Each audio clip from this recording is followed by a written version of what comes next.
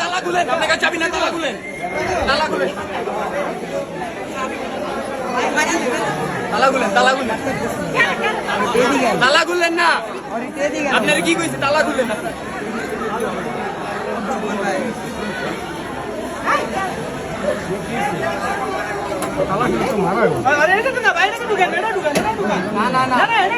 আরে ভাই তালা খুলেন না, এটা খুলবো, এটা খুলবো।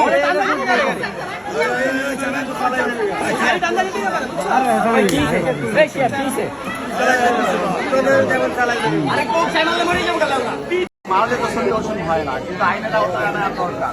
আর বিশেষ করে দেখতেছেন এই এক সপ্তাহ ধরে সারা বাংলাদেশে 5 বছরের যে বাচ্চাদেরকে ধর্ষণের যে অবস্থা, রাষ্ট্র পরিচালনায় দেশনায়ক তারেক রহমান মাত্র 2 মাসের একটু উপরে উনি রাষ্ট্র পরিচালনায় আসছে। এই মুহূর্তে দেশকে অস্থিতিশীল করার জন্য যে পায়তারা, আমার মনে হচ্ছে এটা তারই অংশ।